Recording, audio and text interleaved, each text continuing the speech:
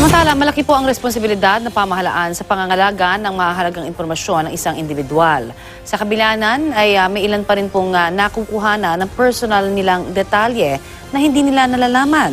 Narito po ang report.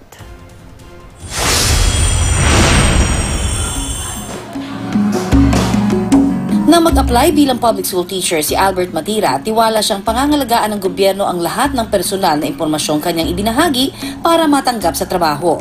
Mula sa kanyang kaarawan, employment history, identification numbers, hanggang sa estado ng kanyang kalusugan. Tuturo kung saan ka nakatira. Pero nitong Enero, pakiwari ni Albert nang himasok ang gobyerno sa kanyang personal na buhay. Bitbit ang isang memo, 2 pulis ang pumunta sa kanilang eskwelahan para kunin ang pangalan at address ng mga miyembro ng ACT o Alliance of Concerned Teachers na kanyang kinabibilangan. Bali napag-utusan daw po sila, at ito po nakapirma dito yung kanilang police chief inspector, naghati din ng talaga ng takot, lalo na sa mga kasamahan ko dahil lahat nga kami ay kasapi ng asosasyon. Walang nangyaring proseso kung saan ay diniscuss ng Philippine National Police ano yung karapatan, ano yung safeguards, ano yung risk ng participation ng mga teachers natin kung sila ay na-profile. So sabi nga natin, itong profiling, this is not profiling. This has been part of our intelligence monitoring lang naman ito. Kung talagang sila ay very proud dun sa pagiging member ng ACT, anong ikakatakot mo naman kung wala ka namang ginagawang masama, di ba? Ang impormasyon sa mga birth certificates, marriage licenses, tax returns at iba pang government documents, lahat dumadaan sa gobyerno. Tuloy, nabuhay muli ang mga tanong kung paano nga ba hinahawakan ng gobyerno ang nakokolekta nitong impormasyon.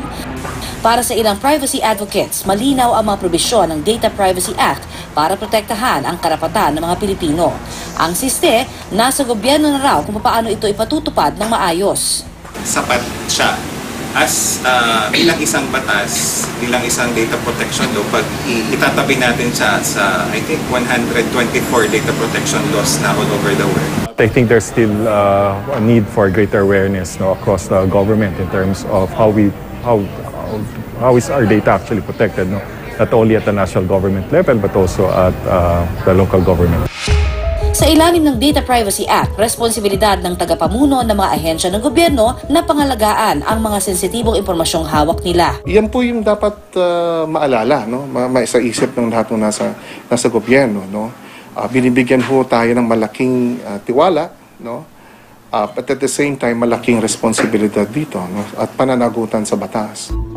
Ayon sa NPC o National Privacy Commission, ang independent body na inatasang magpatupad ng Data Privacy Act, may hangganan daw ang pagkolekta ng personal information ng kahit na anong government office. Ang pinakamalaking limitasyon yung collection of information yung constitution natin. At ang sinasabi ng constitution natin, hindi ka basta-basta pwedeng kumuha ng mga bagay na sensitibo, na meron kang privacy interests doon.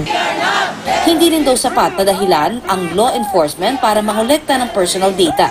Ang political affiliation, kinoconsider siya ng Data Privacy Act na sensitive personal information. It's not enough to say na law enforcement to para sabihin na kahit na ano mong gawin, legal na. Kahit anong gusto mong kolekting impormasyon, pwede na. Pwedeng makulong ng 6 na buwan hanggang 7 taon at magmulta ng 100,000 hanggang 5 milyong piso ang lalabag sa Data Privacy Act. Sakaling may government official na lumabag sa batas na ito, doble ang naghihintay na parusa kumpara sa isang pribadong individual at maaari itong matanggal sa pwesto dahil ang pagproseso raw ng mga dokumento ng mamamayan isang pribilehiyo ng gobyerno. Siniguro rin po ng batas na ito na with that privilege, with that power, mas malaki rin responsibilidad ninyo.